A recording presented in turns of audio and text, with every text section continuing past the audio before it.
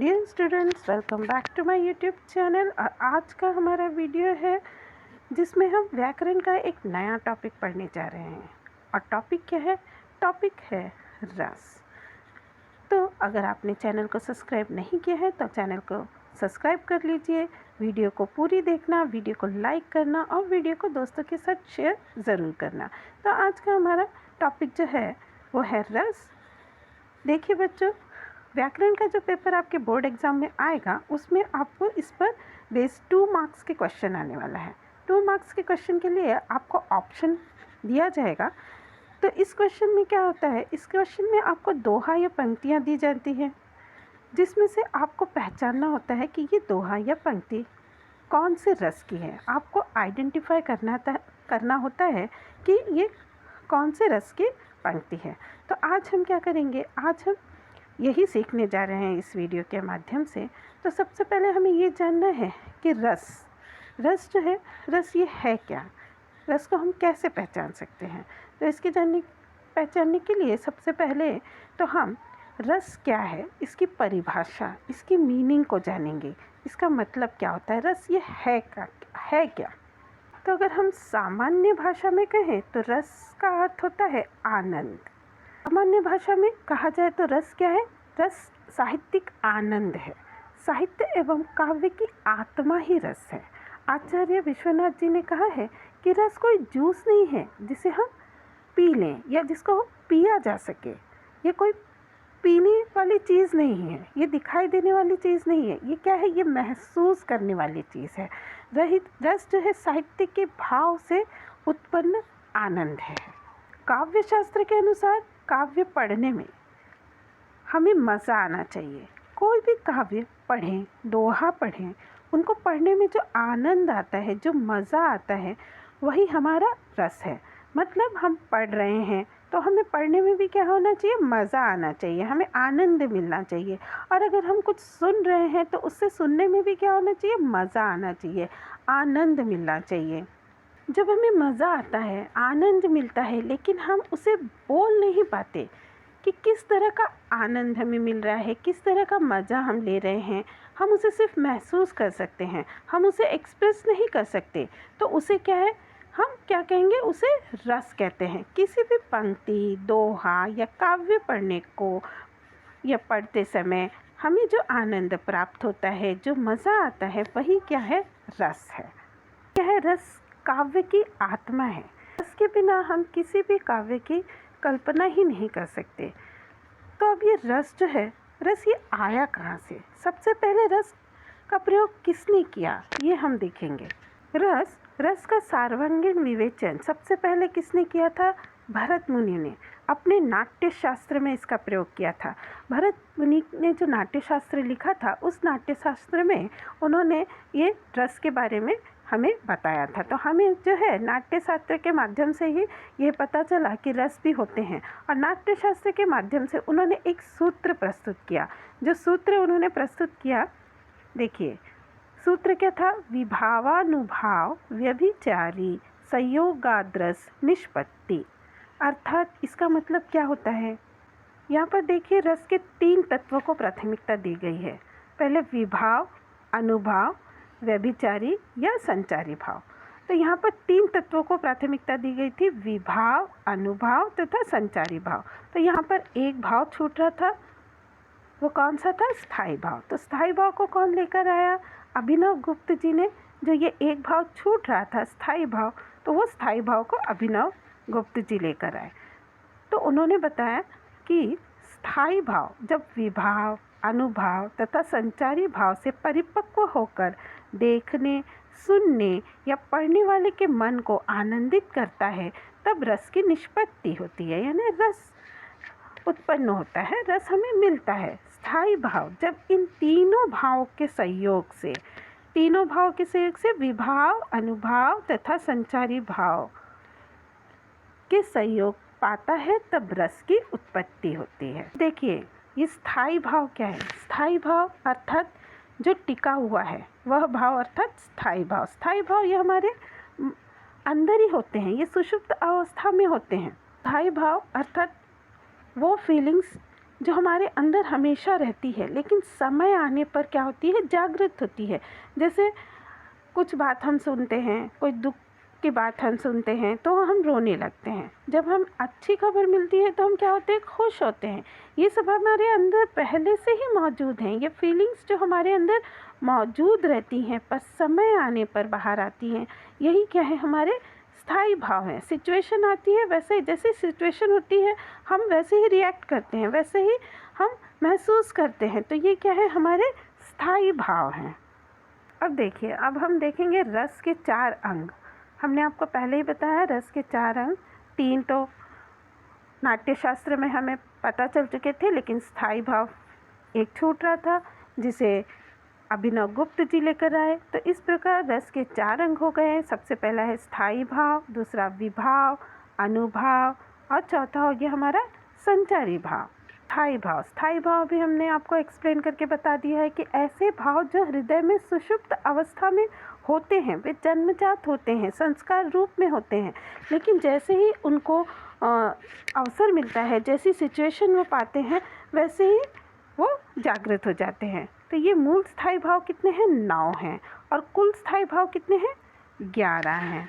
अब जो 11 रस हैं तो उनके 11 स्थायी भाव हैं। पहला रस है श्रृंगार रस। श्रृंगार रस का स्थायी भाव क्या है, रति। रति अर्थात प्रेम। तो ये प्रेम जो आपसी प्रेम है, ये स्त्री पुरुष का आपसी प्रेम है। श्रृंगार रस में स्त्री पुरुष के आपसी प्रेम को प्रमुख स्थान दिया गया है। स्त्री पुरुष पति पत्नी हो सकते हैं, नायक नायिका का आपसी प्रेम आपने देखा होगा। तो इस तरह का जो प्रेम होता है वो क्या आएगा, श्रृंगार रस के अंतर्गत आता है, और उसका स्थायी भाव होता है रति। अब इसके अंतर्गत भी 2 इसके भेद होते हैं। एक तो क्या होता है, संयोग रस, और एक वियोग रस। श्रृंगार रस में भी क्या आएगा, एक संयोग रस, वियोग रस। अब संयोग रस कब होता है, संयोग रस आपस में मिल रहे होते हैं। जब नायक नायिका एक दूसरे से मिल रहे होते हैं, एक दूसरे का स्पर्श करते हैं, आलिंगन करते हैं, बातचीत करते हैं, उसका वर्णन होता है। तो वहाँ पर क्या होता है, संयोग रस होता है।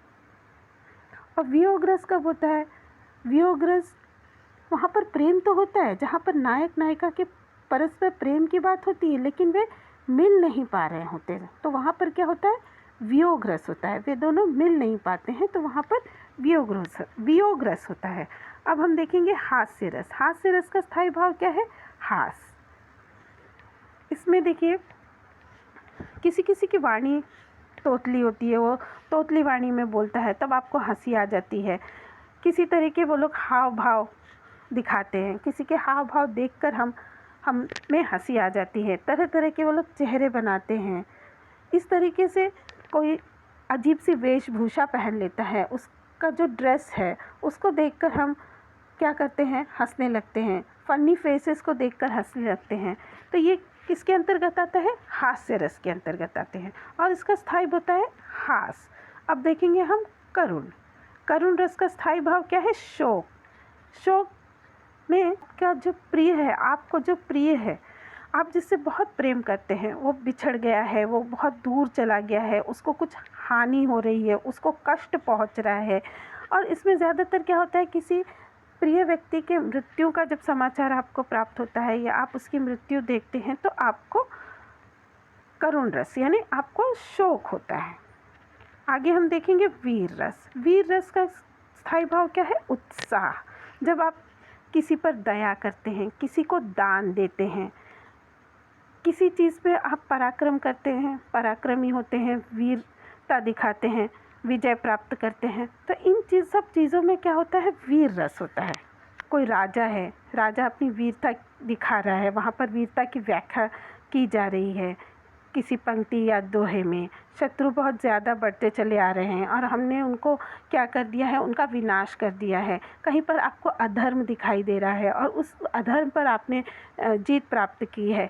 इस तरीके से आपको दोहे में वर्णन मिल रहा है, काव्य में वर्णन मिल रहा है, तो वहाँ पर क्या होगा, वीर रस होगा। आगे हम देखेंगे रौद्र रस। रौद्र रस का स्थायी भाव होता है क्रोध। अब आपका कार्य किसी ने बिगाड़ दिया है, आपको उसे दंड देना है, तो वहाँ पर क्या होगा, रौद्र रस। रौद्र रस में काली माँ का रौद्र रूप सामने आ जाता है। हम बोलते हैं कि वो बहुत ही गुस्से वाली थी। जहाँ पर आपके विरोधी बहुत ही गलत कार्य कर रहे हैं, तब हमें क्या होता है, गुस्सा आता है, तो वो वहाँ पर रौद्र रूप उत्पन्न होता है और इसका स्थायी भाव होता है क्रोध। आगे हम देखते हैं भयानक रस। भयानक रस का स्थायी भाव क्या है, भय।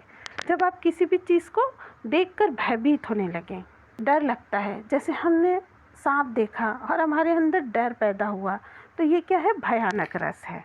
इसे का स्थायी भाव भय है। यह आ जाता है विभत्स। स्थायी भाव है जुगुप्सा, यानी घिनौने पदार्थ को देखकर। जब आप किसी घिनौने पदार्थ को देखते हैं, पर हम कुछ गंदा देख लेते हैं, घिनौना देख लेते हैं, तो उसे देखकर हम घिना जाते हैं, हमें घिन आती है। तो वहीं पर क्या होता है, विभत्स रस होता है। युद्ध के बाद जो वर्णन होता है, युद्ध के बाद जो युद्ध क्षेत्र का जो वर्णन किया जाता है, वहाँ पर ज़्यादातर आपको इसी तरह के रस के उदाहरण मिलेंगे। आगे हम देखते हैं अद्भुत रस। अद्भुत रस आ गया, कोई अनोखी वस्तु को देखकर या सुनकर हमें विस्मय होता है, उसका स्थायी भाव क्या है, विस्मय। तो वहाँ पर अद्भुत रस होता है। वहाँ पर आश्चर्य हो, अरे ये कैसे हो गया।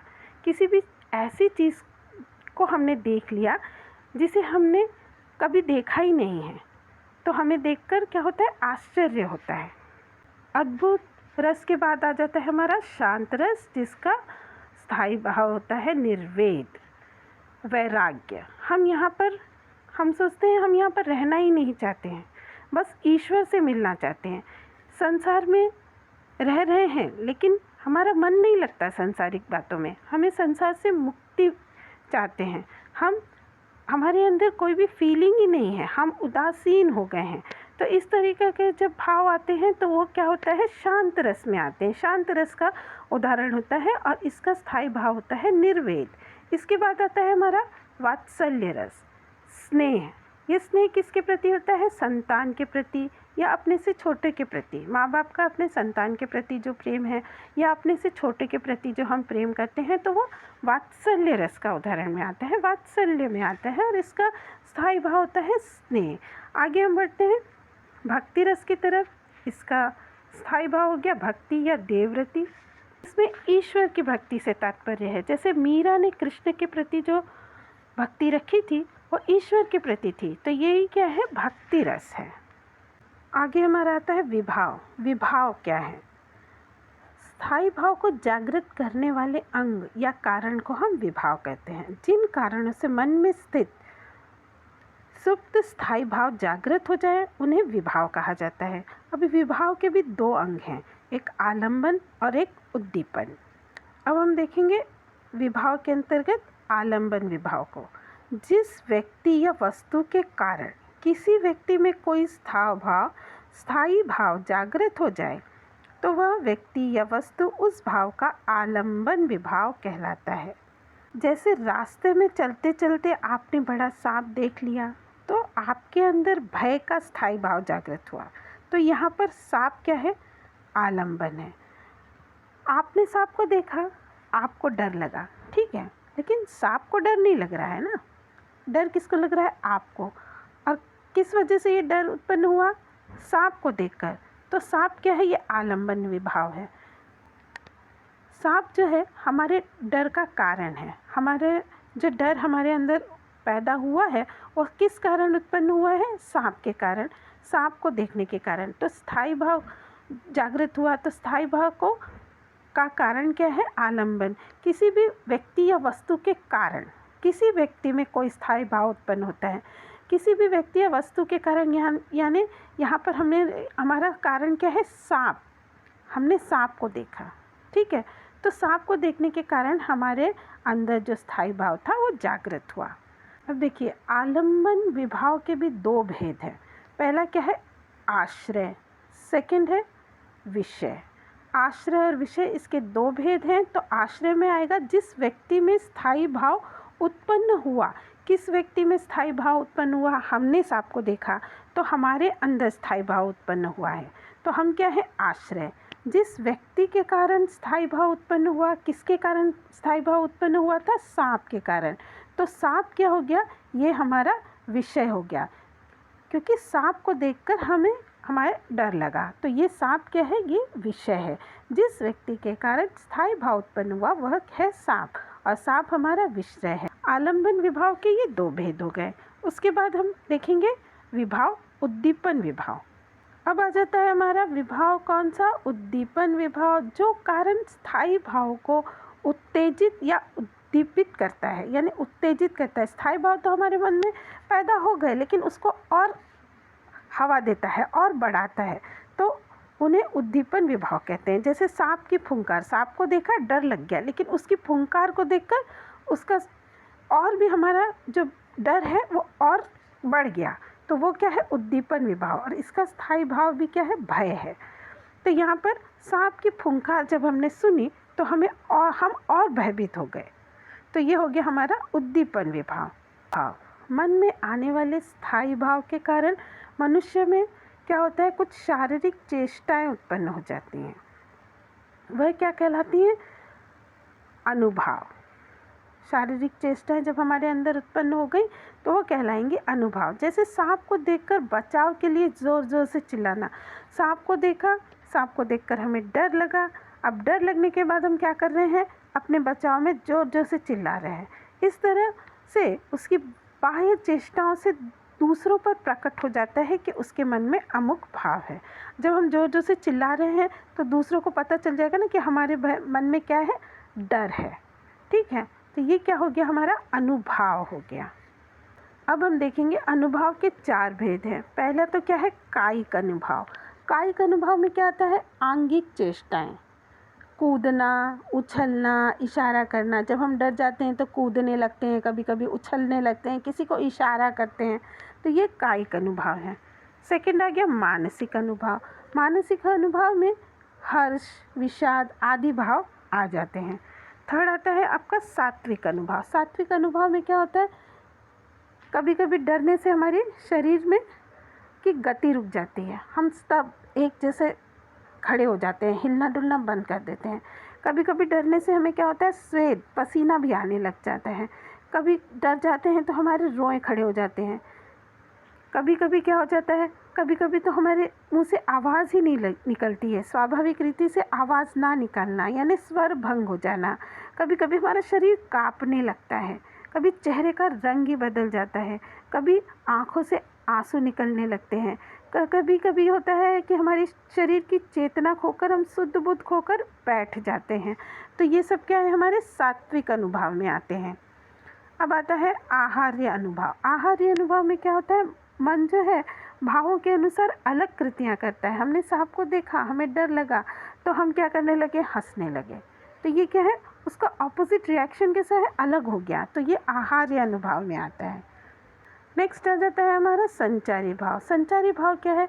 आश्रय के मन में उत्पन्न होने वाले अस्थिर मनोविकारों को संचारी भाव कहते हैं। आश्रय के मन में उत्पन्न होने वाले आश्रय, अभी हमने आपको बताया था कि आश्रय क्या है? आश्रय हम हैं।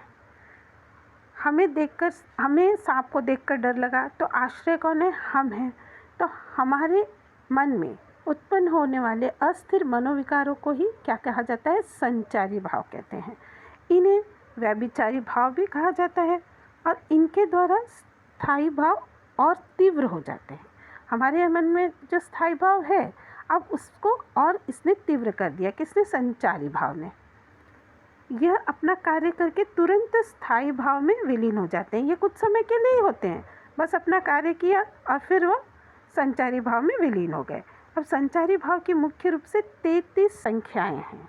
तो यहीं पर हमारा ये जो आज का वीडियो है, रस की परिभाषा, रस कहाँ से आया, रस आप कैसे पहचानेंगे जब अब तक आप उसको रस को नहीं जानेंगे, यहाँ पर समाप्त होता है। नेक्स्ट हम मिलेंगे 11th स्टैंडर्ड और 12th स्टैंडर्ड के लिए हम रस के अलग अलग वीडियो बनाएंगे जो आपके पाठ्य पुस्तक में होंगे। 11th स्टैंडर्ड की पाठ्य पुस्तक पर जो रस हैं उस पर बेस्ड आपको 11th स्टैंडर्ड के लिए वीडियो मिल जाएगा, और 12th स्टैंडर्ड के लिए जो रस दिए गए हैं, जो टॉपिक दिए गए हैं, उसका आपको अलग से 12th स्टैंडर्ड के लिए वीडियो मिल जाएगा। तो तब तक के लिए thanks for watching the video.